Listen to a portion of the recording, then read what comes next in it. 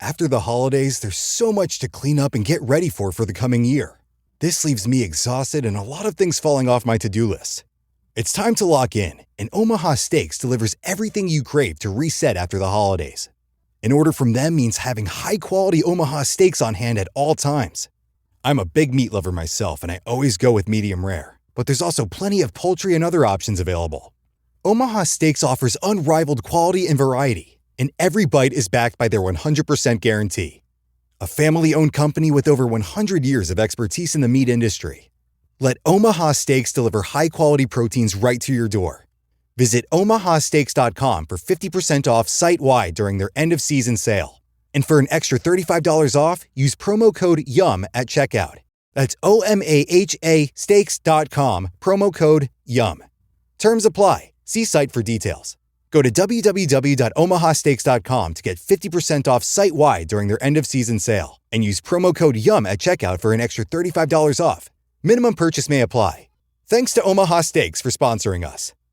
If you're a podcast host, listen up, this one's for you. My name is Allie Jackson. I'm the host of Finding Mr. Height, a dating and relationship podcast that I've been doing for 4 years now, sharing my positive and practical approach to dating that's built on my own life experience. And I wanted to share another experience that I've had, my secret behind monetizing my show. It's called Red Circle, and I was just telling my colleague about how much I love their platform. With Red Circle, not only am I getting a seamless hosting experience, but I also love the support I receive in ad sales. It's not just typical ad sales either. It's targeted opportunities based on my show and my life. And the platform is super simple. You just set your preferences and Red Circle matches you with sponsors that align with your show. You can vet every opportunity and their platform gives you great analytics. More recently too, my Red Circle team has brought me opportunities outside of my podcast on social media to really augment the podcast partnerships, bring them full circle. I just can't recommend them enough. If you want to give it a try, go to redcircle.com to get your free trial. That's redcircle.com for a free trial.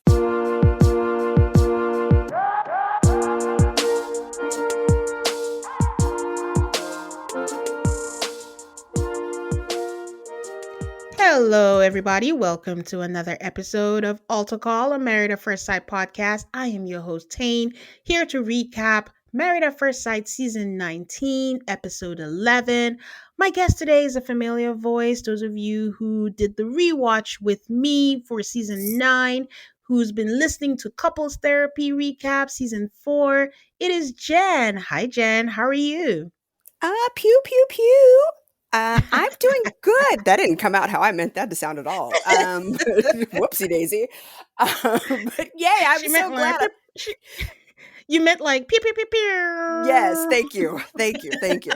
That's what I meant to happen, but that did not come out of my face. But no, I'm excited to be here. I have a couple of really great things to share with you and one thing that's petty, and I will let you pick which one goes first. Petty. Duh. Petty.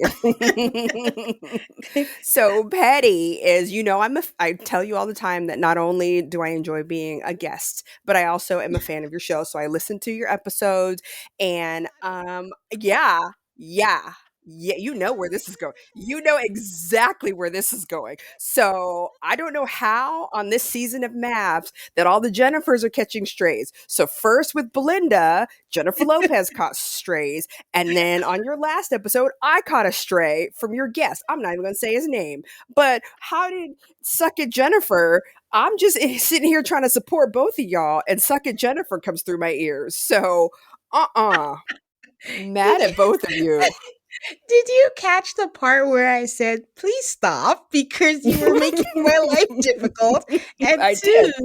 I even things out by calling him somebody else's name. I did. That should have made me feel better. And it did for a minute. But then I'm just back at going like, how am I catching strays? I'm a fan. What's going on here? He's just been working so hard to get to the fame part. So he got so excited. So, pay him no mind. Mm-hmm, now he's going to hear this and come back to me and text me and be like, Tane, what was that about? We're going to have like a challenge. We're going to have like an ultimate guest shootout or something. Yeah. I need this settled. Yeah, I'm going to just put everyone on the spot and do trivia. And be like, so we'll do MAFS trivia and see what happens. Perfect. All right. Okay, let's do the nice things. What's the great thing to share? The great things to share is that for those of you that don't know, I am slow traveling with my husband for the last 3.5 years. And so we've been in Thailand now since March. And so I landed a job, which for anybody who's been unemployed for an extended period of time knows that it is a weird feeling. It's a refreshing feeling. It's exuberant. Like, yes, I'm back in the workforce. I do have somebody giving me money. Like, you see value in my work. So that piece feels good. Although I'm working at a school and I am not at all adapted to the smell of teenage boys.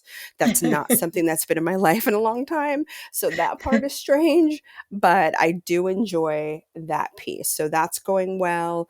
The other pieces through the last 3.5 years, we kind of meet people tangentially, either through podcasting or through travel Instagrams.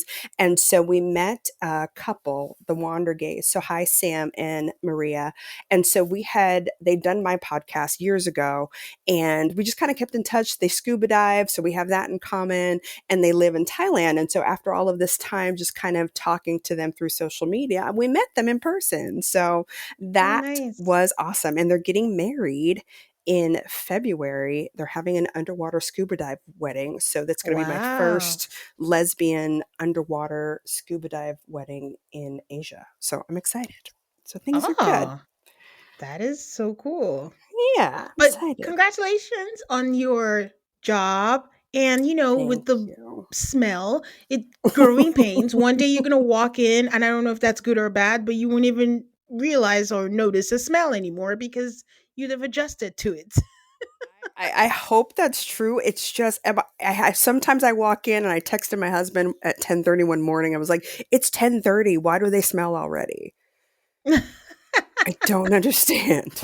Hormones. Hormones. So many. Hormones and teenage So hormones. many. Okay. Before I get into the episode, just want to remind you guys, I just said it right now that Jen and I, we were covering couples therapy season 4, which you can find on, I think, Paramount Plus or Showtime, or Paramount Plus with Showtime. All these streamers are making our lives difficult, but yes, it's been a fun season, but we just took a pause because MAFS came back on and it was a lot. So we'll be back at it once MAFS is over. And I can't believe I'm saying this, but MAFS is going to be over next week. So after that, and depending on the holiday schedules, we'll be back with couples therapy. So if you have never watched, or if you have watched, I do encourage you to watch it because it is kind of interesting. So maybe you can catch up during the holidays and then follow up on our recaps. It's just under 30-minute show, and it's just a really fascinating show that dives into couples together that are in New York, and they have the most fantastic Dr. Una to guide them through Yes. that. Love Yeah. Orn. I would love to see her on maps. I'd be real curious to see what she does with these fools. Ooh, Una is an expert. She would be so good. She would Ooh. make everybody else step up their games. Yeah. Okay. Speaking about maths, we are on day 40. We are still at the couples retreat house, and I'm just gonna dive in and start with Will and Brittany. So, Brittany and Megan are still in the bathroom because if you remember, Brittany was upset. She was crying. She went into the bathroom, and Megan went to go check up on her. And Brittany asked, like, do I look like I'm not okay? And Megan is like, you guys are both giving up like we're not in a good spot. And Brittany says, like, the thing is, they don't have an emotional connection, and that's just what it is. I would like to point out that Will is still sitting at the table. Brittany says that they don't feel emotionally connected to each other, and she needs to decide if that's going to be enough for her. And Megan says, definitely not going to be enough for you. Brittany tells her she appreciates her, and they go back to the table. I want to go back to where Brittany says that she needs to decide if that's going to be enough for her. I've been talking a lot about maths, and I was also on the Perfect Match Pod Patreon. We were just discussing the latest drop, so go check them out on their Patreon. And I think I mentioned how I want Brittany and Will to work, right? Like I'm just Hmm. invested in them. But Hmm. also when I take a step back, and if my sister, best friend, or loved one, or whoever came to me and just described Will, I'd be like, get out of there. But I've also said, like, meet, and I say get out of there not because he's a terrible person, but only because he's not giving you what you need, right? Like I've said that they're Yeah. incompatible. But I think that if they had time and if they understand like this is just will, and I think we get a little bit of that when we'll go further when we meet his mom, that they can make it work. But at the same time, I don't feel like, Brittany has to suffer through all of that. I don't think she needs to go through struggle of to get all of that. So I think I need to, it depends on what day, whether my emotions are like, I don't care, they can make it work, I want them to stay together, or if I'm just being realistic and being like, can they long term give each other what they need? And I'd like to point out, I have not watched episode 12, so I have no idea in case episode 12 is going to make me sound so foolish right now. But but I'm just like that's where I am on them. And I'm curious to know, where do you stand when it comes to Brittany and Will at this point? At this point, I think the frustrating part for me, and maybe it's not just them, it's all of them, is the idea of, when people say marriage is hard, Mhm. I don't think this is what that means. Like, I Mhm. think that marriage is learning about each other, and it's compromise, and it's kind of figuring things out, but it's also it doesn't mean bashing your head against a wall. It doesn't mean crying every day. It doesn't mean feeling hurt every time that you're around this person. So I want them to work because, like you and the guest who should not be named, like, I want to root for the black couple. I want the black couple to do well, and not just because they're attractive, but because they're kind of what they could be the Michelle They and have Barack. something. Yes, there's something there, and it's She so didn't say Woody and Amani. She said Michelle and Barack. Okay. they could, because I just mean in terms of them building something together. I think he's Okay. got this Mhm. very specific personality. She has this very specific personality, but it's the kind that if they could shift a little bit and stop kind of focusing on their own perspective, that it could work, that they Yeah. could complement Yeah. each other. Like, it's good for her to get out of her emotions and see, like, this is what it looks like when you approach things kind of tactfully. And that may not be the right word, but if you approach things separate from your emotions, there are situations where Will's approach is good, and there are situations where your approach is good. And I think that's where they're missing. They're so busy trying to get the other person to do things their way. They're missing that, hey, there's things that you bring that are a benefit, and there's things that I bring that are a benefit. And I wish that they could get out of that space where they're trying to force the other person to think like them and act like them and understand what they're doing, versus going, okay, what can we do together? What are some things that we do well together? Yeah, it's breaking down that expectations. Like it has to look like this.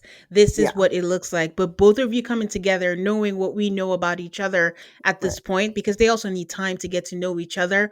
What can we clean slate work Hmm. out with what we have with each other right now? Where can we meet? Where can we budge and all that? I think in the beginning, my thought process was like, Will is not going to budge. So Yeah, why is the onus on her? But it looks like Will is could possibly budge. And then it's like, but like I mentioned, I don't want her being breadcrumbed. It's right. not like, oh, we make progress and then, oh, okay, this is good. And then we go back and then you have to go back. So it's like, what is growing pains and what is this is going to be your life forever? You know? Yeah. And I think, and this is something that I'm missing from this fast pace. And there's some Mm, things that I'm happy aren't there, but there's one thing that I really wish is there, is to see the interaction with friends, because yeah. I don't know if she was able to see him in his In natural his environment, element. because Hmm. because where he was in the first episode when he was talking to his friends, he was a little like that, but it felt light, and they called him out on it, and he took it very differently. And so I think if she could see, like, hey, call him out on it in a different way, and he's receptive to it, but there's nobody else to bounce that off Things of. And off I of, yeah. think, and he's not seeing that either. So I think, and maybe that happened and we're not seeing it, but I wonder if that's something that this season doesn't have, that specifically for this couple would be so helpful. Yeah. So Megan goes back to the table, but then when she goes back there, Will is still sitting at the table. And then Hmm. she tells Will, like, you might want to go check on her. Like, just go see that she's okay. But I just want to point out that Will really, I've said it before, but he really doesn't play about his pink. He's wearing another pink shirt, like in there. So he goes to the bathroom. We can't see them, but the mics are on. And she's just like, this is stupid. I can't do this. She's crying. And once again, Will has like this low tone, sexy voice when he's apologizing. And he's like, I'm sorry my actions make you feel this way. And then he whispers, I'm happy to be here with you. And I want to be here with you. Okay, baby? And she's like, thank you. She says thank you a lot this Right. episode. And he's like, you're so beautiful. I want us. Meanwhile, the camera pans to the rest of the cast sitting at the table. They're like, okay, can we go inside? Like, I mean, there's nothing. What are we going to do? Will tells us in a confessional that it's never fun seeing Brittany emotional, and he knows that it's been difficult for them to talk about the same thing over and over. So it's important for her to know that they're working on this together. Brittany tells him that she appreciates him being there and comforting her. And I'm like, let's leave the detail out that Megan told her to go over there and see her. Yeah. But Mhm. they say they want to play games, and she's like, she's not in the mood to play games, like not games like between two of them, like the whole group wanted to play party games in the house with the rest of the couples. And she's like, I don't want to, but I'm here. But the thing is, I know she's there, but she's obviously visibly upset, and Mhm. it's just never fun when one couple's mood like dominates the entire like event. Yeah. So I don't know. I don't know what would have been. I guess it's better she was there, because if she leaves, it becomes this whole thing and all that. Because remember, this happened at pickleball, and then now it's happening at dinner, so it's like a whole thing in a damper. And I'm still pissed. Rhonda's still not there, but we'll talk about that later. Yeah, but at least it's not like, in terms of couples impacting other couples, it's not like Jamie and Beth, where it's this huge explosive thing and the whole, Yeah. the tables being flipped. It's uncomfortable and everybody knows it's uncomfortable, but I think they have an understanding as to why it's happening. So people are kind of like, okay, we're going to be sensitive to both of them, which I think it's nice as this group kind of has that care for each other versus Yeah. the hands off and the we're super involved in your stuff. So it's a good balance of those two.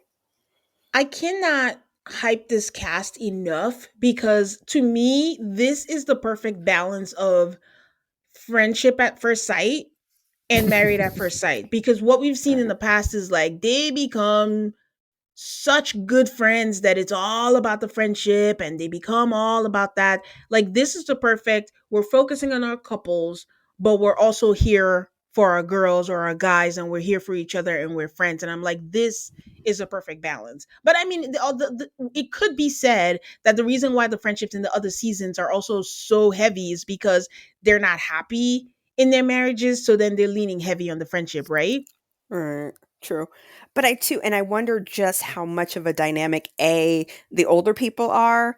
And I keep saying older people, realizing I'm 3 years older than Belinda, and I'm only 4 years younger than Chad. Chad. So that hurts my feelings. But um, I feel like that dynamic changes a little bit too. I think people, they seem to have that like, we're helping, but we're not terribly challenging each other. So maybe that's Mhm. part of it too. I don't know. We'll never know, because this is the first time that we've had both the mother daughter dynamic and the older couples in it at once. So we don't know which is the one that's really impacting it. But Yeah, but even if you take it's that good. out, like even like with Megan and Brittany, like there's no age thing there, but That's they're true. there for each other, but it's not like a heavy, oh, ride or die, this is it. Not that they're not ride or die, but it's like there's a healthy balance between Yeah. focusing and not also being so into their business, which we've seen in the past seasons. Were you So they surprised? oh, Were you surprised that Megan turned out to be like the comforting one? There's something about her comforting Brittany that surprised the heck out of me. I don't know what it is, but I'm happy that she did it, because I had all kinds of yeah. opinions about her before it happened. But seeing this side of her, I was like, okay, Megan, I'm seeing different sides of you, and I kind of like it. No, I wasn't surprised, because the thing about Megan is I know, and I think he who shall not be named, according to you, Thank you. mentioned this, where she's being villainized, and Mm, we said it also, like, compared to past seasons, like they're not even going to make any of the villains list, but she's being villainized because this is like the most well-adjusted group we've had in a while. But her mm, issue also was only towards Derek. I yeah, don't think that she was like mean or anything to anyone else. She is reserved, like she didn't want to yes, share, but that was because she was mad and things like that. But I never saw her as like this mean, cold-hearted that's true. person or anything. Like maybe she was a little bratty when she was dealing with Derek, but we only saw her through the lens of with Derek. And it's also the same thing. Like if you think of, sometimes your loved ones, your boyfriend or your husband doesn't piss you off the same way as like maybe your friend to piss you. Like the romantic relationship is different from how you interact outside with like your friends. So I don't think I was Absolutely. surprised per se. Okay. Yeah. Okay. Okay. So they play truth or drink, and I forgot about the pregnancy. I'm not gonna lie to you. But Megan, until Megan said, I'm glad I got non-alcoholic wine. And I was like, oh yeah, she is. And can I just say, it is wild that the experts have not called to check in on Derek and Megan when they found Yeah. out they were pregnant. It is a first. It is early. They're still getting to know each other, just to temperature check. How are you guys doing? What do you know? You cannot say they don't know, because they made it a whole thing to let us know that they get check-ins every day. And if the Hmm. producer knows, you know. So for them not to check on them, or for them to choose not to show us that they checked on them, to me is wild. Well, especially since didn't Pia just have a kid? Didn't she just have a baby not that long ago? Or she's pregnant? Well, they filmed this way before, so I don't think that. But wait, what would be the correlation between I that? just think, just in terms of like, hey, well, she's the sex expert, so also she's the expert of, she's going through the same thing. So like, let's bond in terms of, hey, I'm in a space. I understand what it's like to be pregnant a little later in life. But let's kind of figure out what this means for you and what that looks like. So I think it could have been a good, um, although a therapist is supposed to separate themselves, but if she's visibly Yeah. pregnant, you can't. But I don't know. I thought it would have just been an interesting I conversation don't to see. I don't think I see it through that way, because the way the circumstances are different is completely like Dr. Pierre has known her partner forever. This is a completely different situation where she's pregnant for someone she just met. She's being filmed on TV, and there's a whole dynamic on that. So I don't think I would see that, but I think they've also blurred the whole expertise for the experts. Like it used to Hmm. be financial, religion, so it doesn't matter anymore. Again, we don't know where Dr. Pepper is, so that's a whole different thing. But I just think like someone should have checked in on them or got like a temperature check of how Yeah. they're feeling. And maybe they did So off camera and we just didn't see it because maybe it's not yeah, captivating for the short uh time yeah, frame that yeah. they're That's what I throwing out said. It there. was like if they showed it and they chose not to show it, that's also wild to me. Both Mm, mm, situations are wild. So they ask questions like, what will it take to sleep with someone you're unattracted to? Who has more sexual partners? And then show me your dirty talk. And everyone's being all weird because Belinda and Jalen are in the same room and they don't seem bothered by it. no. Megan ends things by saying, oh, I think everyone wants to go back and consummate their marriages. Technically, that is the wrong word to use. But I want to go back to Belinda when they said, what will it take to sleep with someone you aren't attracted to? And Belinda was like, lots of sexual frustration. And I'm only saying that because there's just been a lot of talk about, is Belinda really into Chad? Is it just like, do we really know Chad? Is that it? And when she said lots of sexual frustration, I'm like, huh, is she speaking from experience, or is that just really just the answer No, out there?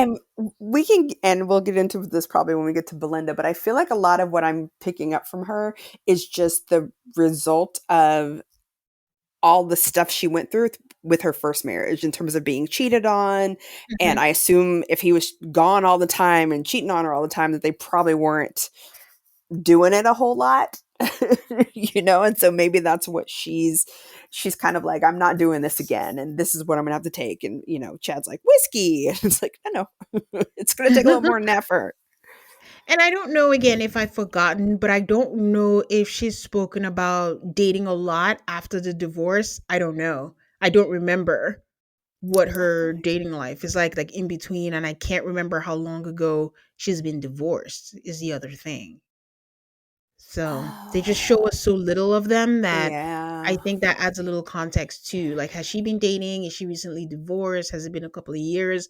Did she not date after divorcing him? I don't know. I don't know what her dating history is like, but My okay. brain says 8 years for some reason. I don't know why 8 years is popping in my head, which I'm trying to do the math of how old uh, Jalen is, but I think it was like, oh, after the kids graduated, they split up, and I think she did have a couple of relationships. I don't know how long they lasted, um, but I think she's kind of a monogamy girl. Like she's just not one to be out here uh, knocking them down. So Yeah.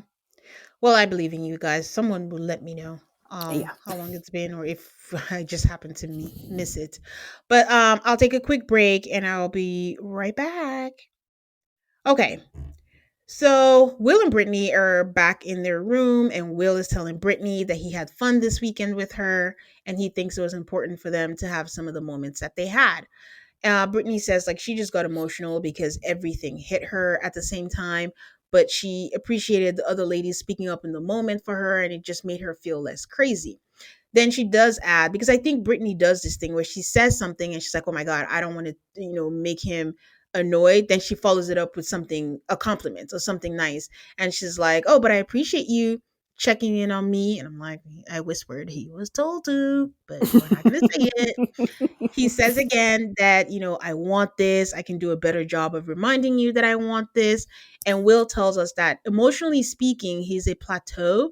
And in high school, when he was dating a girl, he wasn't sending hearts and messages, but he'll learn because she needs the comfort. I'm like, Will, so you have been told about this for years and you didn't do anything about it. Now you're going to make your life harder because you're going to try and do this as an adult.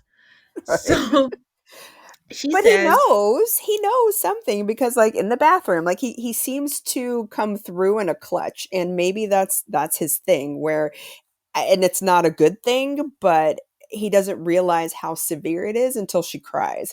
And hopefully that's not a pattern that they've created for the rest of their time together, is in order for me to get a reaction out of you and in order for me to hear you say sweet things, I have to cry. And so this is what I mean about let's figure this out. Like if you say sweet things to her, then she won't cry. It's not that hard. hmm. Yeah, that is a pattern, isn't it? Mhm. Hmm. Yeah. Okay. Well, let's hope he does a better job of that. But she says that she's been choosing him and that's just the person I am. And he says, "I choose you too." They all head back to the city and she says like it's back to being overwhelmed. They're sitting on the couch and she asks him like, what do you do when you get frustrated or overwhelmed? And I know this sounds like an innocent question, but it does sound like Brittany's still like, what rattles you? Like something has to rattle you. He says, "Oh, I take a nap, I go to the gym, I try not to talk to people and try not to get lost in it." And Brittany says, "Same. Um, I You a damn lie. I, I mean, maybe just in this process, it's just been hard, so it's kind of different, and that's why. But it's not what we've seen, for lack of a better word. So she says, then he's like, "How are you feeling?" And he says, "I feel great now." He grabs her hand because Will is very good at grabbing and pulling. And she says that he's different from any other guys that she has been with, but he's genuine and their emotional connection is growing.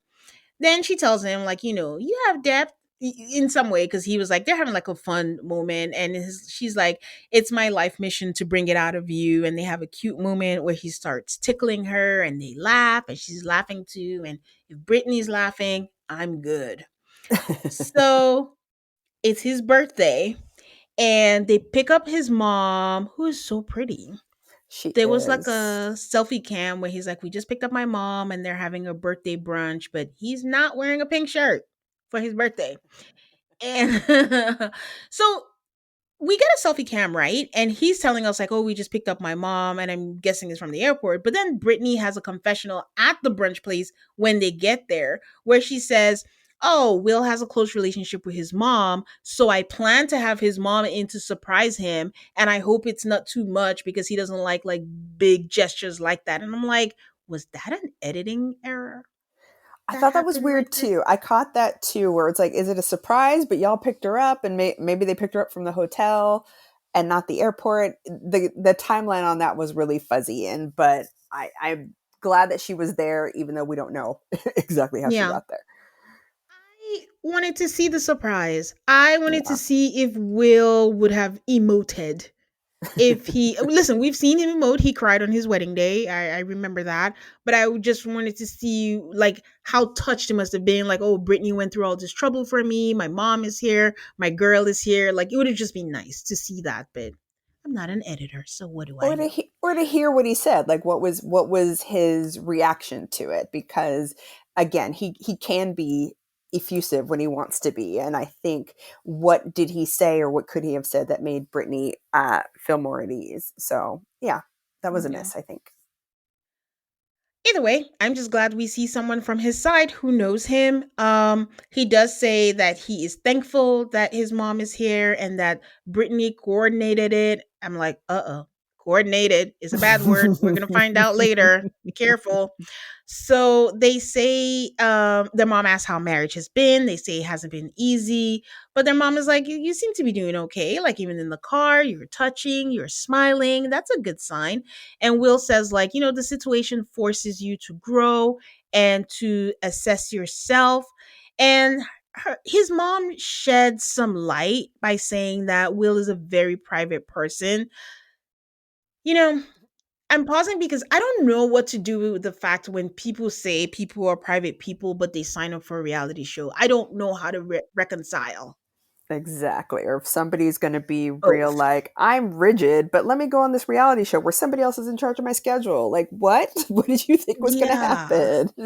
Yeah, that's weird. And also, what does privacy mean? Is that mean I'm not going to share this with my partner, or there's stuff that I keep from my partner? Because that's not how getting to know somebody is going to work. And so what is the level of privacy? Do I need your social security number? Yeah, I'm your wife. So what is the level of privacy that we're talking about here? Because there's going to be things that, is it just that it was accelerated and he doesn't want, I don't know. Yeah, we needed more information about that, because that there's some level of privacy that you're not afforded in a relationship. And what does that mean? Or in a reality TV show. Or a reality So, TV show. and I also say that because so I'm listening to this very, very amazing podcast, The Curse of America's Next Top Model. It's so good. Everyone Ooh. should check it out. Actually, I'm gonna give Raven from Bitches Better credit. She recommended that, and it's so good. And I've been listening to that. And one of the episodes is called "Psych Out," where they talk about the psych eval and to have someone there. And they had like a doctor on there, and he said 90% of people who sign up for reality TV have no, I mean, I'm saying this wrong, but people who sign up for reality TV, at least 90% of them have narcissistic tendencies. Oh, yeah. Was I what mean, you kind depending on the show, you kind of have to. I mean, the you talk about yourself a good amount in the show, whether it's through the confessionals or the ITMs. Like, yeah, to some degree, you would need to. yeah. I just found it funny. I don't know if it's factual. It sounds like a very high number, but I've said it ad nauseum on this show that you have to be a certain kind of person to go on reality show TV and put everything out there. So that's why I bring it up, just to say I'm a private person, but you went through all this. They have to go. Hmm. Dr. Pepper goes through your drawers, and you have to fill out all these things. You have to be vulnerable and say all these things about you. Will already told us, like, nope, I'm not into the butt stuff, and that's a lot of stuff you're telling a lot of people. So, to your point, what is private? Right. Right. So he says, his mom says, like he doesn't wear his emotions on his sleeve, but I want to point out that we call him Will. His mama calls him William. I Okay. saw that. So she says, like, even on decision day, when you get there, you're still not going to know each other because you guys have to, like, learn each other. Will says that sometimes Brittany thinks that he's not invested because he's not complaining about something, and he's just not a complainer. his mom says like she knows that Brittany will get defensive and take it personally, but it's not that. Like he also needs to feel confident that he can express himself to you, the good, the bad, the ugly, and it wouldn't be like a big reaction for him to feel safe. And then she also tells Will like, don't always make it a badgery thing. Like give compliments. I'm like, come on, mama. I So liked her a lot. Will says, like, I'm not a big birthday person. My dad, he was like big notes and flowers person. I'm like, so what happened, Will? You were like, you know what? I'm going way to the other side. Why? Right. Why would My you do the that? You had an example. you two are happily married. I ain't gonna do that. Nope. No, thank you. No gracias. But he does acknowledge that the fact that Brittany went all out and got his mom shows that she cares, and he's very thankful. And I think she even gives him like his funky socks because his mom pointed out like, oh, he really likes his funky socks. So that was cute. Go Brittany. Then we get a security cam, and I think Will is traveling, for work as usual. He's wearing his socks, and she's saying, I'll miss you. And he says, I'll miss you too. But my heart sank. I saw security cam. I'm like, nothing good is going to come out of this. And I prepared myself. I stopped breathing. Then they're holding hands. I'm like, oh God, what is about to happen? And she's like, I just really appreciate you. Like, I'm so grateful to be with you. Like, and I want to be with you forever. And I don't know. I just realized. And she's like, I love you. And then what does Will do? He does the pool. And then he's like, oh, you're going to kiss me now? And I'm like, oh my God. She's going to get mad. Like, I just said this. And then he's like, I love you too. And I was like, oh Yay! my God. I Yay. could have gone without seeing her cheeks, but the rest of it was really cute. Her cheeks were cute, so that was fine. That was fine. I was even offended that he didn't grab the cheeks. He's put his I hand was way up waiting. on the I small was of her back. waiting. I'm I like, was tap waiting. it, slap it, do something. But oh my God, this made me so happy. This was so cute. Listen, with Will and Brittany, you gotta go with what you see in the moment. So Yeah. I was reveling in the moment. I was just, oh my God, just the fact he said it back because Yeah. we already got a lecture. There's agape love, there's filial love, there's something love for him to say it. I'm like, thank you, Jesus. Yes, and I'm wondering too if he finally learned. Like, okay, if I give her this, she calms down. So hopefully he No, figured this don't out. say This it isn't the like last. that. No, but Because then he feels not like calms down, not calms down, but okay, at least it she because reassurance. her thank you. She's reassured. Her emotions get less elevated when she hears things because clearly, as if we want to talk about the love languages, like she whatever words of affirmation that's hers for sure and his seems to be touch. So I think if and he seemed to have figured it out, so yay. I think if they can keep going on this path, they've got a good shot. I'm really rooting for them. Yes, indeed. And then just for the fact that he said, I'm not going to say it if I don't mean it. So Mm-hmm. that should also add to that layer of reassurance that, okay, he actually meant it for him to say it. So, yay, another episode that ends with them being good. Yeah, Yay. buddy. All right, I'll take a quick break and then we shall come to Miss Rhonda. Okay, Rhonda and Pat, who I presume are with her grandkids.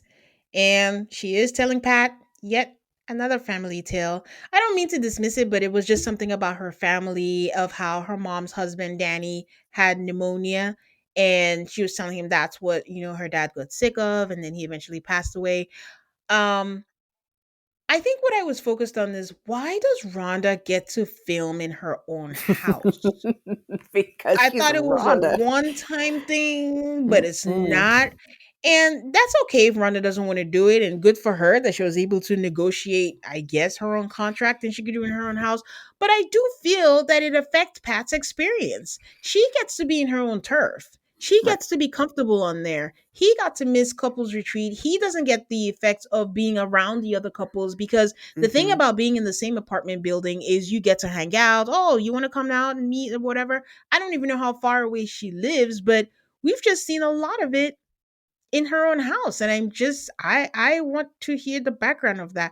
I think someone said that it's adorable that I think that they could get Rhonda to do what they want. And I'm like, I Yeah, don't think that's so. what I was thinking that same thing. I was like, I'm pretty sure she probably was like, "I'm not doing that. If you want me on this show, I'm spunky, I'm smart, and I'm not living in no apartment. I've got this sprawling house.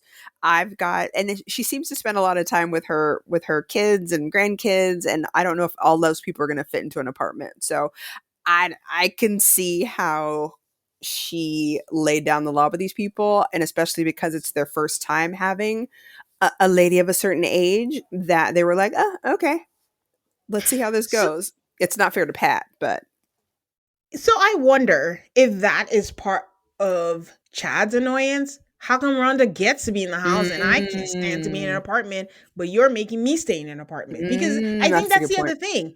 If Rhonda wants to stay in her house, then fair game for everyone, maybe. But we'll see. So we find out that her mom and Danny have been married for over 40 years, and she shoos the grandkids away, and then she has a talk with Pat. Rhonda brings up the weekend and she was like, I was surprised that you just bought a ticket and you just assumed that I was just going to join you for your mom's thing versus, hey, this is a show. This is what it's about. Are you free? Are you not? And I'm like, Miss Rhonda, okay. Us. If this man did not include you in a thing for his mom, I think the other thing will be actually rewind. Her whole deal is that she feels like he's not interested and doesn't care about her. I think this shows care that you are now part of my family. You are my wife, so we're going to a family function. So I just assumed you'd be there. I don't know if there's like a time sensitivity to get tickets. So I'm just going to get a ticket and be like, "Hey, I got you a ticket to go with me. If you can't make it, you can't." You tell him that you can't. But the gesture was nice. Like, "Oh, you're my wife. We would be going together." You know who she reminds me of? What is the couple on couples therapy, the girl with the sweaters? Oh gosh, Yes, we've forgotten. Rod and Allison, Yes, Allison. Because when his mom came over, she's like, Deuces, that's your problem. I'm going to walk the right? dogs for 3 hours, and that's on you. But again, the way I see it, it's my mother in law. It's something that's happening. He's being inclusive of me, but you're focused on the part that, oh, he didn't ask you. Like I said before, I think Rhonda um I don't know if marriage is for her. I think a friends with benefits situation would be more for her because she's so used to being independent that I don't know if she can include someone else in her life at this stage of her life, you know? Yeah. So, and I think she's still being defensive over her. I know Pia told her don't worry about the exes, but she is not taking that advice and she's still putting everything that happened from her exes on Pat. So I don't know what the solution is. I don't know that she's gonna suddenly just change at 63. And it's a doozy because Pat is going through it is all I can say. So yeah. And I don't know if it's an independent thing or if it's a bossy thing, because she was real, like, my first husband wouldn't work, so I had to be in charge of everything and that kind of thing. And so it's one thing if that's your, I had to do this to adapt, but you're not in that situation anymore. And I think at this point, she'd want somebody to take kind of that load off of her. Like, if this person is, oh, it's one less thing I have to plan. Oh, babe, thank you. I would love to go, or let me rearrange my schedule so that I can spend time with you. She's just not flexible at all. And Yeah. he's not like a Chad where he's like a bull in a china shop. Like, I don't imagine that he's very much like, well, if you don't do this, then we're going to break up. Or if you don't do this, you don't care about me. So I think he's such an affable Mhm. person. And to somebody who, I bet she asked for an affable person, but in reality, she wants somebody that's going to give it to her as much as she gives. That didn't come out right, but I think she probably wants somebody that's a little bit more strong-willed than Pat, and she didn't know that. Honestly, I don't even think so. You don't I think think if she so? got someone that was more strong-willed than Pat, she'd be even deeper into because I think she's in fight mode all the time because it's Mm-hmm. all like, I've been failed by the men that I've been with. And then to some degree, she even said that about her dad, where it's like, oh, he didn't choose me. So you know what? I'm the one that's going to choose myself. I will never let myself down. But I think if she had that person, she would just be like, are you trying to control me? Are you trying to tell me what to do? And things like there will always be a problem. So because she's just used to her, and again, going back to the kid, you just want my way or the highway. So she needs to be flexible, but I don't think that's a muscle that she has used for a long time, so she doesn't know how to use it at this point. So Pat just wanting things to go away is like, I accept that I didn't coordinate that well, and I'll do my best moving forward. It's not good enough. Rhonda is like, Mm, interesting choice of word to say coordinate versus invite. So these are little things like choose your battle, but what is the point? You yeah. have to trust the intent of Pat. Yes, you don't know him, but this man is not looking for any trouble. He just wants No. to live. He just wants to be in peace He wants and to keep have it some moving. sex.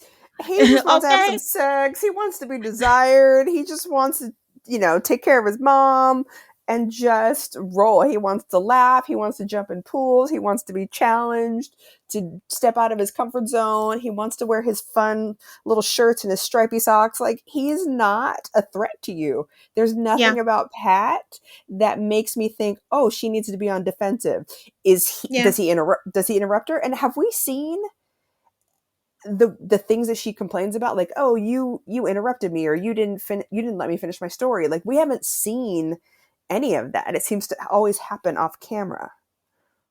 Yeah. And in fact, what I see is him saying, oh my God, what am I about to say? Is it the right thing? Is it the wrong thing? Oh Right. my God, can I Yeah. remember everything that she's saying? That's what I've seen. But he was explaining himself, but then she's like, she didn't say this, but basically the vibe was, but wait, there's more.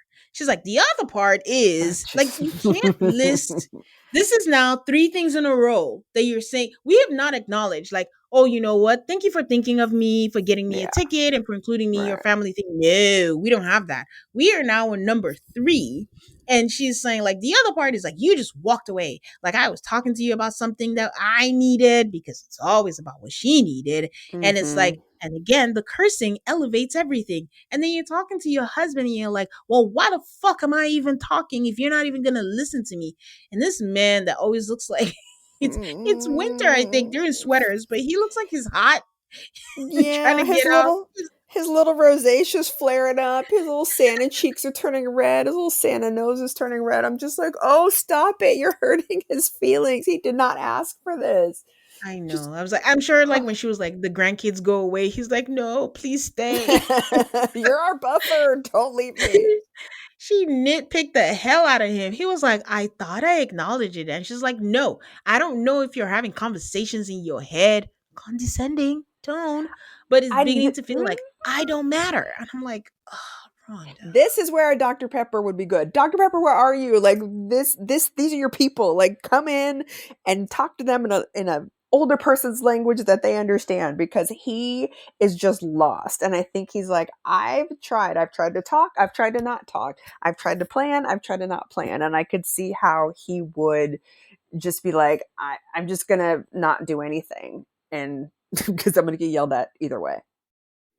In all of the angles, I didn't think about this, but it just occurred to me now. I actually hope Dr. Pepper is okay because I don't know if this is a product of the fast forwarding and then maybe just parts just edited out, but hopefully like it's not like, oh, she was ill or something and that's why she couldn't make it. I mean, a little dark, but I just thought of that. So Yeah, so that didn't cross my mind till just now. I just thought the editing was weird. yeah. Okay. So he says, like, "Ugh, Rhonda, there are a lot of dynamics. I'm just trying to process this stuff and I'm still trying to be myself, meet you in the middle. And for him, he's there and he's present. And all she's zeroing in on is the times that he's not. And she makes a face. He tells us that despite all his efforts, Rhonda doesn't feel seen or heard, and it hurts. And he doesn't know if her expectations are too high or if it's just him. And I'm like, where are the experts, guys? This is a good So time. Rub the lamp and appear. Come on, genies.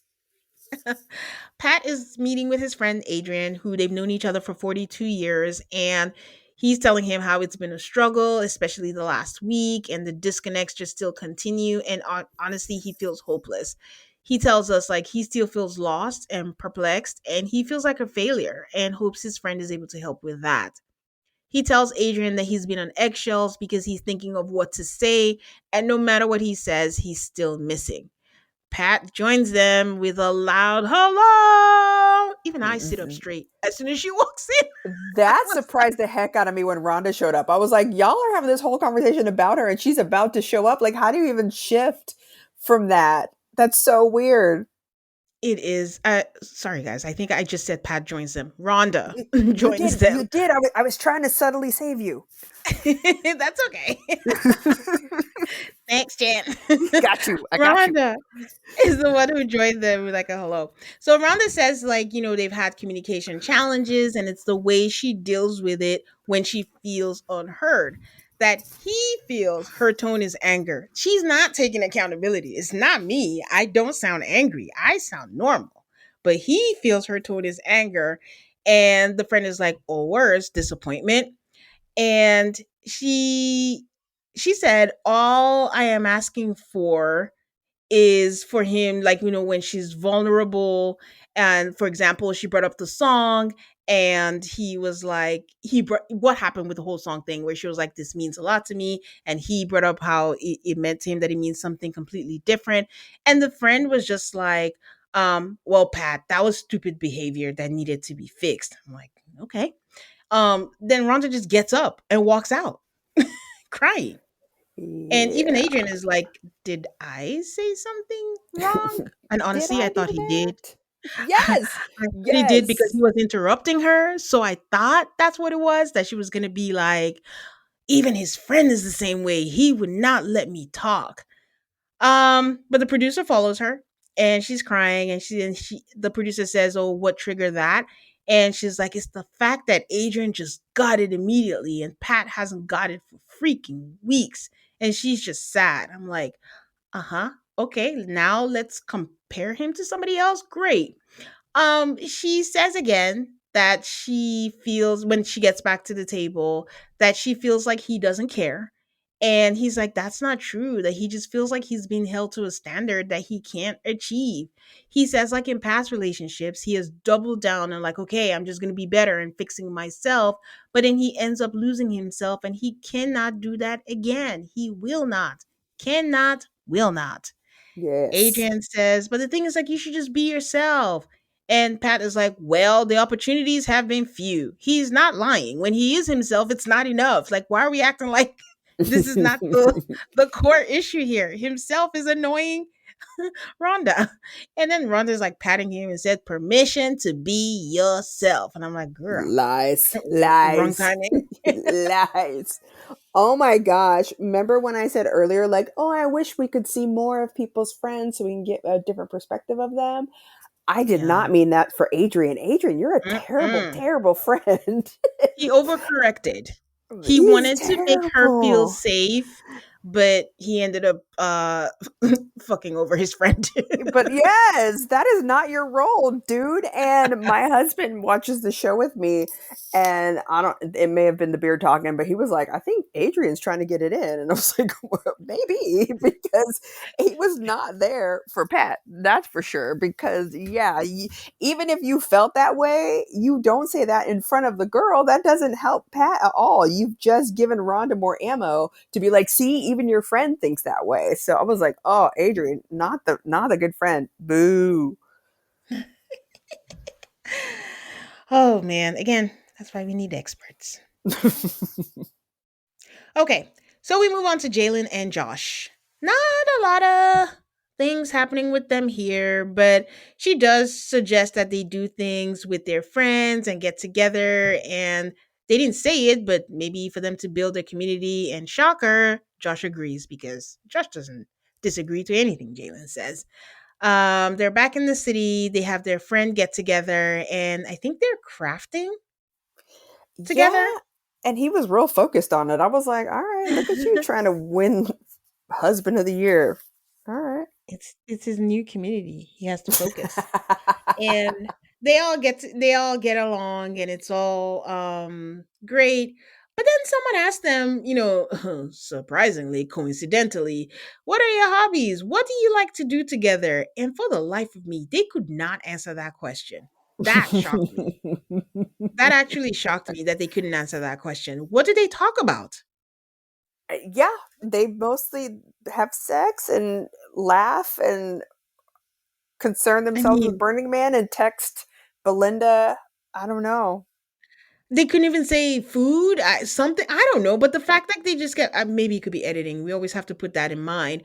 But she says like my hobbies are going to the lake and going spin class, and Josh likes big festival. Josh is like, we like music, but then even then they like different kinds of music, and I'm like, guys, decision day is like 10 days away. Like, we need to be at the very least. They don't need to always have the same interest, but they have to Yeah. have something that they like doing together. So I'm just gonna hope that that was the edit, and we'll see. So this does make Jalen think like, huh, are we too different? Question mark, question mark. I know when I was on Jason and Asia's show, I did say like I do feel like Jalen is going to say no. And I know it sounds Mm. shocking because these are our golden couples Oh, look for at that most of this ring. Woof. season. Yeah. I wonder if they say no, is she gonna give it back? I would judge it. I see. But I don't know. I just think that the fact that Jalen is facing reality closer to decision day, I don't know what that's gonna do to them. So Yeah. we'll see. And I do have, and I know if this is still a question in your mind, I do know somebody that does Burning Man every year. And it's a thing. Like, I know Coachella's a thing, but Burning Man's a bigger thing where they've got kind of costumes and they coordinate it with their friends, and it's spending the night, and it's all about, it's a whole thing. So I could see how people plan a good chunk of their lives around Burning Man. And it's the same Mhm, thing. I have another friend that does like the EDM cruises, and it's the same mhm, thing where they plan their outfits like Monday's Neon Day and Tuesday's this and da da da da da. And they've got this whole community. Oh, I used the C word, of mhm. people that are around this. So I could see why that is such a big deal for him. I don't think she needs to also do it. I think she should try it once and maybe not multiple days, but like one day. Um, because clearly this is a big deal for him, and for her to be like, I don't want to do that is something that he's not going to get past the same way she's not going to get past him saying she doesn't have it, which is crazy because I don't do spin. That bike seat hurts my neither parts, but I did do Orange Theory when I lived in Texas, and that does become a community because even though we've got our names on the board and you get competitive with each other, but they also do stuff outside of the classes where we did competitions and then we did like get-togethers, and so they have these similar things. If either one of them would try the other person's thing, maybe they could see that yes, we have things in common. It looks different, but we have the same feelings and passions about these other things. But I don't know if either one of them has stepped into the other's world. I know that Jalen's been challenged a lot to do stuff by him, but in terms of the things that are um, kind of at the core, I don't know if they've tried that for each other.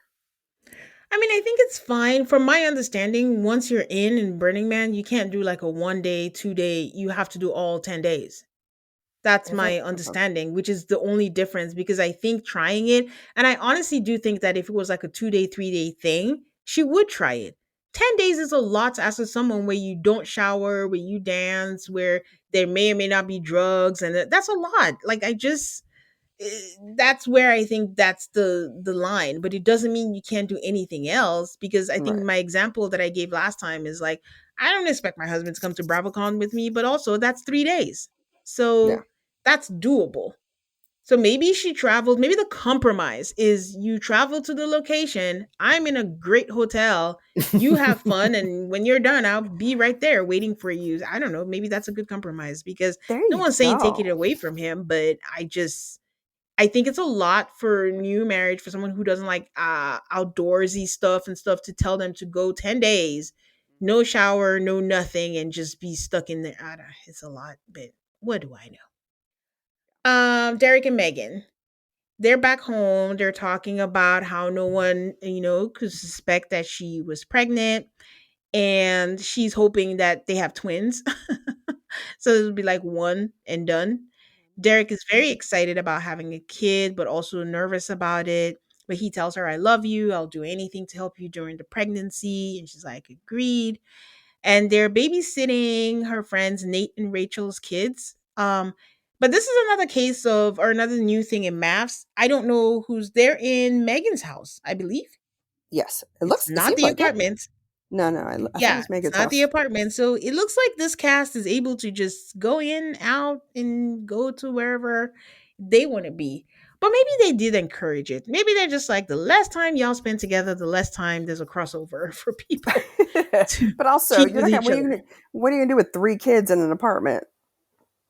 Yeah, Three I know, but I boys, mean, it much just less. it just wouldn't be a storyline, I guess, if Yeah, it was. It yeah. hasn't in the past, so so yeah, they're babysitting their kids. She says she doesn't know what the future holds, but 3 kids would be a lot because they were all 3 boys, and they're all like, I want to say between 6 to 10, the ages. So they're not like babies. But she says it would be a lot because she's just tired. Derek doesn't say, I agree. He says nothing. He doesn't say anything. So when they're done with babysitting, the kids had a great time and they're like, we want to stay. It was so fun. Derek tells her, like, oh, you looked really natural with the kids, as Megan is frantically cleaning her chairs and saying that they're so sticky. I just want all this dirt out of the chairs. And Not he my still agrees. lucite chairs. Not my lucite chairs. They're just spots on them. And then they just, babysat 3 kids of a certain age for one day. And Derek is like, so how does that feel? How do you feel about 3 kids? Like, Derek, you haven't had one yet. You still don't know what that's like. And you're already talking about three. But then, I don't know, she's like, I love that the 3 of them are close. I like that they're their own tribe. And I think she agrees to having three. I'm unclear of what that was, but I think that's what I got out of it. Is that what you got? It sounds like she's a little bit more open to it, and she handled it much better than I did, because watching Mhm. this entire thing was so irritating to me. Like, stop making women who are hesitant about having children be stuck around children. Like, it's not the same. Even the dad said, when they're like, all right, we'll call you if anything comes up, and the dad's like, don't call us. That there's a reason for that, because that mess is hard. And Megan is not dumb. She knows that there are highs of having kids, but you know who has kids? Her mom, and that lady seems miserable. So let's stop equating like what's happening with other people's kids to mean like, if you're hesitant, don't worry, it'll be wonderful, just watch these kids and you'll get over whatever hesitations that you have. So she ultimately, it ended up fine. She was fine with it, but I was irritated with it this whole time. Yeah, her hesitation is childbirth, not the actual having of kids. So that's why I'm just like, the babysitting and all that. It's not like she won't do it, but you can't practice for childbirth, which is what the actual fear is. So Mm-hmm. I don't know. All right, Belinda and Chad, we've all been waiting because I've been like, we can't fault what hasn't happened. We all have impressions of Chad. We've all said, I don't know, is this Chad? Is this not? But we've just been going by what we've seen. But I feel like this episode, it's like, what is it? Is it creme brulee? You gotta crack it and then see what's inside. So Yes. they're just chatting about the day. And Belinda says that she can see a future with Chad. And if decision day was today, she'll say yes. I gotta tell you, she seemed hesitant. She said, if it was today, I'll say yes. I'm like, huh. But she still has doubt on how this will work. And I'm like, okay, tell us more, because they're not showing us. Because all we've seen, he gives you flowers. He tells you you're amazing. You tell Jayling it's great. Where is the doubt coming from? We are playing Whiplash over here. Yeah. I don't know. And even when she says things are wonderful or things are great, like there's that smile that and that's the thing about her and Jalen. Like, they have the same smile. And I feel like I see less and less and less of that smile. the longer this goes. And even when she's with Chad, she says, "Oh, things are fun, they're great," but her face is gone. Like that smile, she doesn't have it when she's with him. I don't see it that much anymore. Yeah. So she tells him, like, listen, you're free to ask me questions if you have any concerns because you seem not to have any concerns at all. And he's like, I don't have concerns about you. My only issue is just like, I haven't lived in an apartment for so long, so I'm not used to all of the noise, all of the people. And I think this sounds disjointed because that is not what she asked. She said, if you have concerns about me, if there's anything that you have concerns about us, what would it be? So I mean, I guess he's saying the apartment, but okay. So he says like he's not comfortable here, that this is not home for him. So she says, I have an example. It looks like two different conversations. Like bedtime, you go do your unwinding. Sometimes you come sit with me, but then you go back and you do your unwinding again. And sometimes I just want you to lay with me. And I'm just trying to understand, like, is it going to always be this way? Because how is it going to say, I don't like the apartments? And then you're like, well, you don't lay with me. And I'm like, what are we saying? But he says it. He's like, I'm just very uncomfortable in an apartment. And also, I'm not used to a dog sleeping in my bed. I'm like, there we have it. And it's like, I don't know if that's something we can try to train Lovey on. Like, I can't sleep when the dog is on my legs. And she doesn't really say anything. She just says Yeah. she doesn't want to get to a point where it feels like he doesn't want to lay with her. And that's why I'm like, he just mentioned a dog. So what? Are we addressing Yeah. things or are we piecing things together? It just really felt like a disjointed conversation to me. And then he says it's just a few weeks and we can go back to normal. And I think he forgets that they don't know what normal is, but go ahead. No. And that's what I mean when she says she gives little hints about this is things that, at least my interpretation, like this is the things that happened in her marriage that she doesn't want to happen again. Like she doesn't want them to be separate. And and I don't he's so busy being uncomfortable, and he's so busy like, I'm angry and this is not what I'm not getting what I want, that he's not listening to her. Like, oh, she's Mhm. telling you some very specific things and some very specific fears, and he's like, we'll address those when I'm out of here, versus going, okay, I'm not comfortable in an apartment. What can I do? Can we get some earplugs?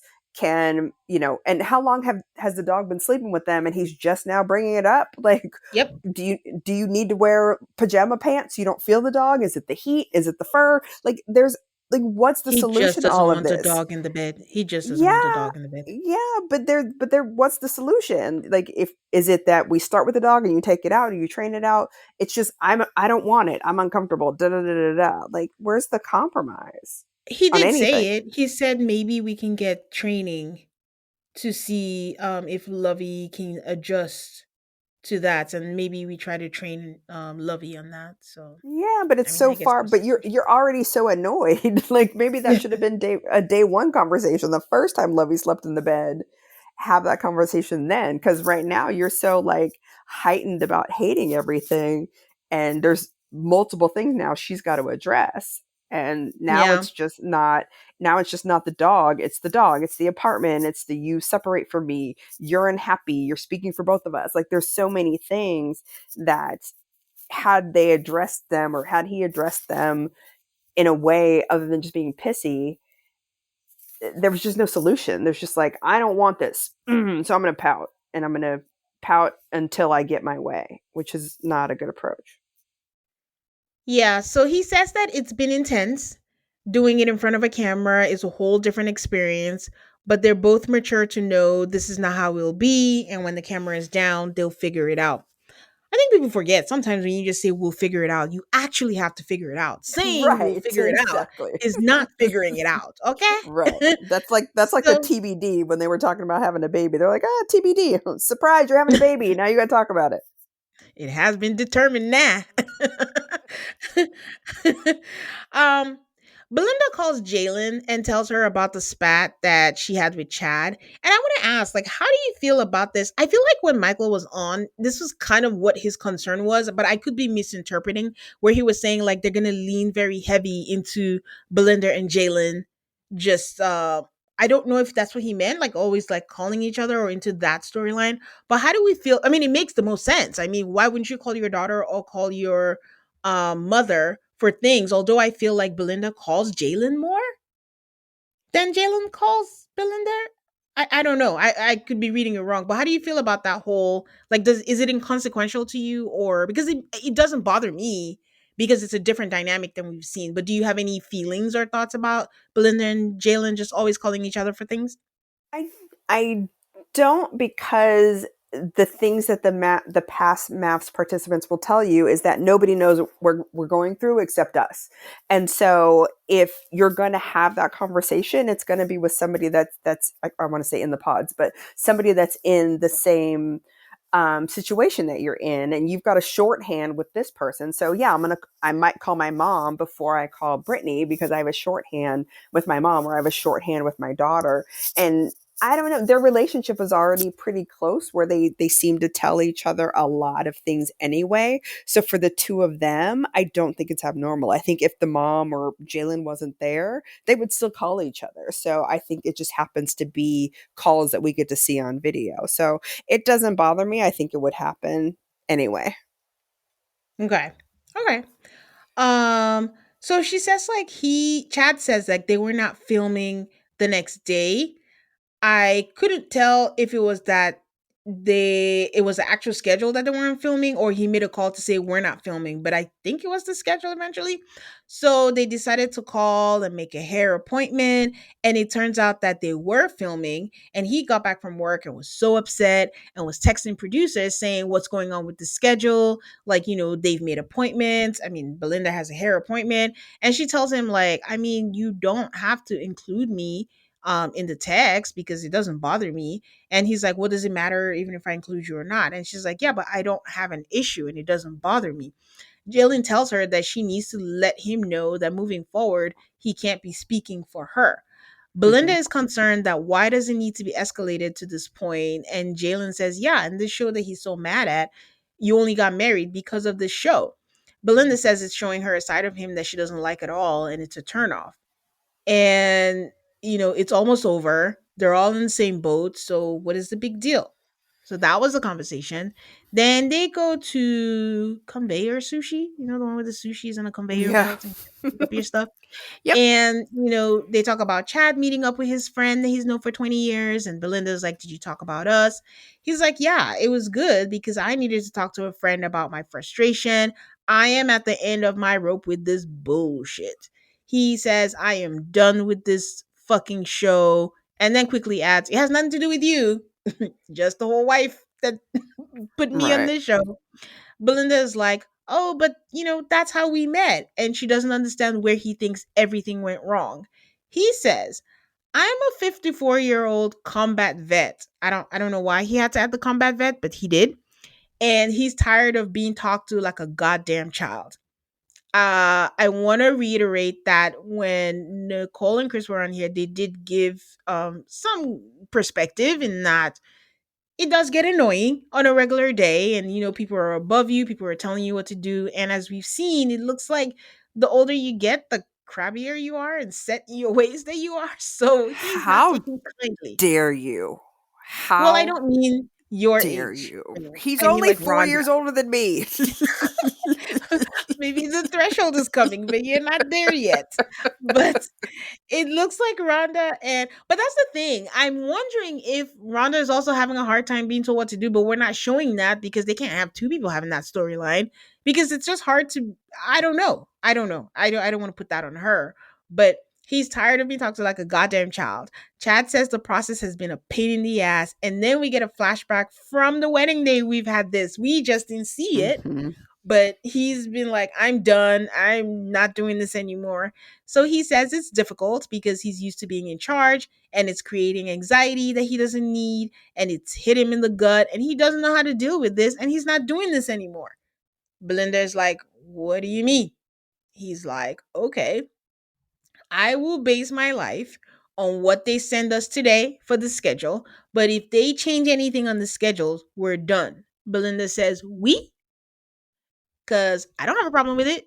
And I don't want you speaking for me. And the thing I I notice is that she basically regurgitates what Jalen said.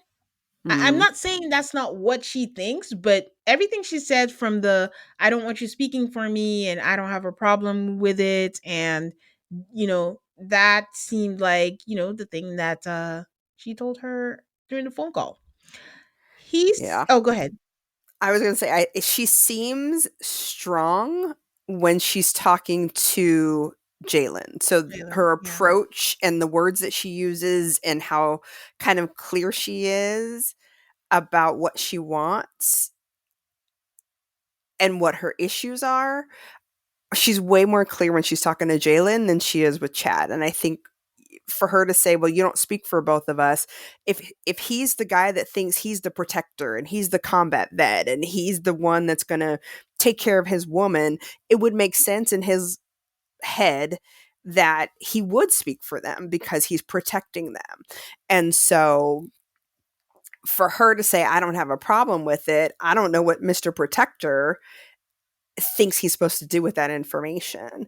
So they're again not on the same page with that at all. But I wish she was as clear with him in terms of, you're uncomfortable, but what does that look like? Okay, if the schedule changes, what does that mean for us? Instead of just saying, well, don't speak for me. It's more to that. Like, what's the next step? Don't speak for me, but how do we get you and us through this finish line? Because we still have another 10 days, 8 days. There's still a long way to go. And if you think this is tough, ooh, wait till you get to decision day. That's not going to be fast. Not at Mm. all. I think I'm not even mad at him for being mad. Again, from everything everyone else has said, it is very frustrating. I can understand, like, I can't believe that they're able to fit in work and their regular life and all that and still have a filming schedule. I think what the problem is how he's reacting to it. Yeah, Yes, you're irritated, yes you are, but you don't need to talk to anybody crazy and you don't need to be that mad, because at the end of the day you signed up for a TV show, and with a TV show you never know what's going to come with it and you have to be kind of flexible. But I am just putting into account that I can imagine, like, I mean, he's saying it and it sounds nutty, but just saying, like, being told to speak like a goddamn child, like, I can hear it. Like, we saw a little preview where they were like, okay, so how do you feel, say it again, say it this way. That would be annoying to anybody, talk less of, oh, let me go back and quote him, a 54-year-old combat vet apparently is different. So I think it's the way that, and what she said was, you have to consider me when you have these reactions. So consider yeah, the fact that you feel some type of way, I don't feel some type of way, so where do we meet in the middle? And also, it's going to be done pretty soon. You stuck it out up to this point. Just again, suck it up and then maybe make it clear, or have some conversations with the producers and see what they can work with or not. Like, you being all pissy is also not going to help your situation anyway. So, exactly. yeah. How did you feel about him breaking the fourth wall and kind of revealing all this stuff about production? I didn't feel any way, because I feel like they kind of did that when. Oh, did you mean the previous episode or this episode? This one particular. Oh no, I didn't feel any way, because I think with him, just when it happened at the dinner, the 1 month anniversary, and he was like, Hmm. "We're done. I'm not gonna do it." So he laid the ground already Okay. for that. So yeah. So he says he thinks that they're driving and putting wedges between them, and she's like, "Huh? I'm not aware of these wedges." She didn't say that, but that was her face. And he says, "Not between us, but for Jalen and Josh." And he says he texted Josh, and Josh's language is different from what Belinda is saying. And Belinda's like, I don't think so. Like, I think they're fine. They're going on. And honestly, I started thinking, I was like, wait, is Jailing not trying to bother her mom and not say anything? Or is this man straight up lying? And if he's lying, that's insane, because she talks to her daughter like every day. Like, do you Right. think she's not going to find out? Like, what are we doing here, Chad? Why are we grasping for straws? And also, why are we involving Jalen and Josh in something you have an issue with? Let's focus, man. Yeah, I think that was So for I think that was for production, so he could be like, "Look, it's not just me. It's not because I'm a 54-year-old combat vet. It's because the situation sucks, and Josh, the young guy, feels it too. So ask yeah. him.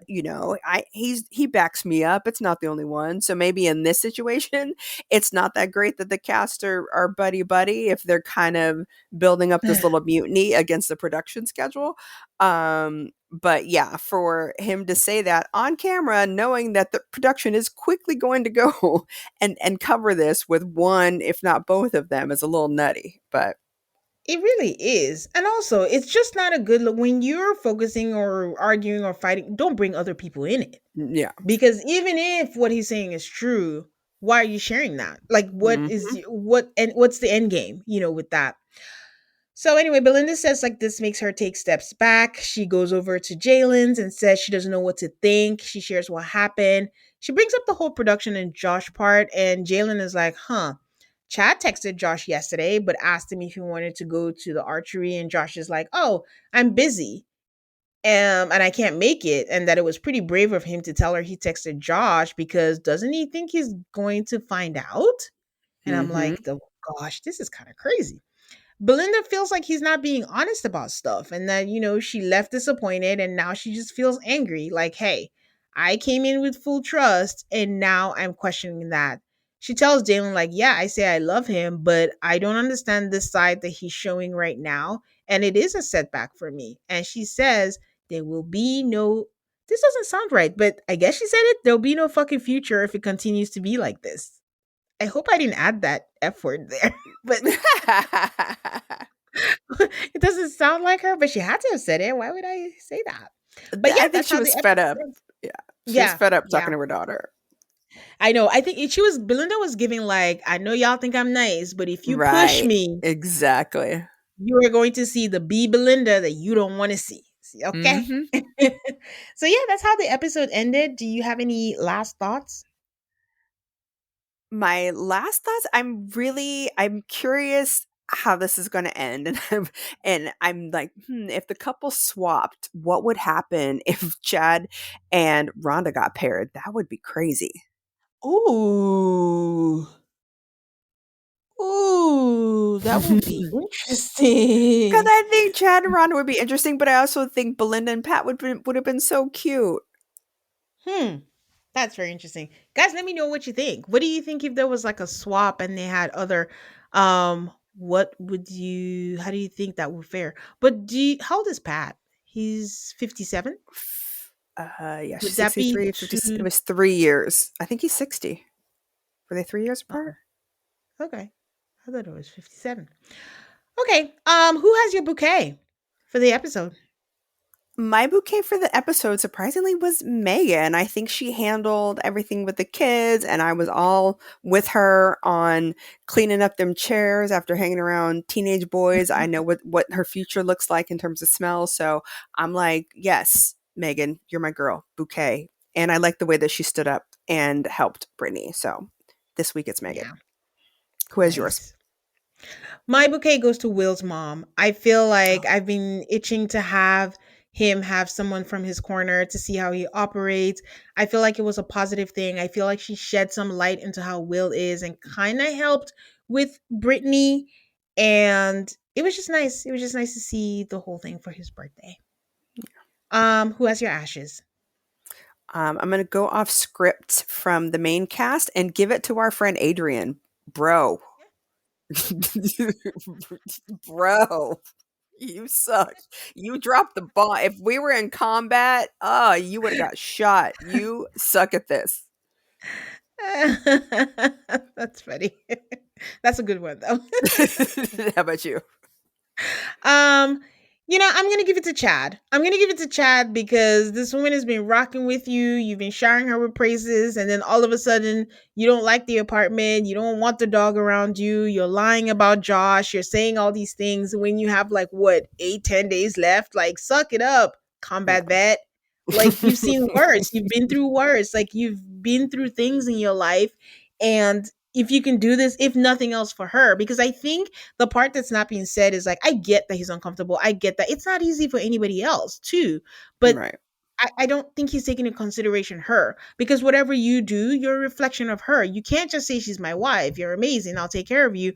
But the ways that she needs taken care of, in that you don't like this, if production tries to see you as a problem, your filming schedules are kind of going to be together. So she is kind of lumped into this. So it's a Yeah. little bit selfish. I'm not dismissing his anxiety. He's probably like, listen, I've gone through my whole life curating my life, and then now all of a sudden these kids are bringing anxiety into my life. I don't want this. Right. I get it.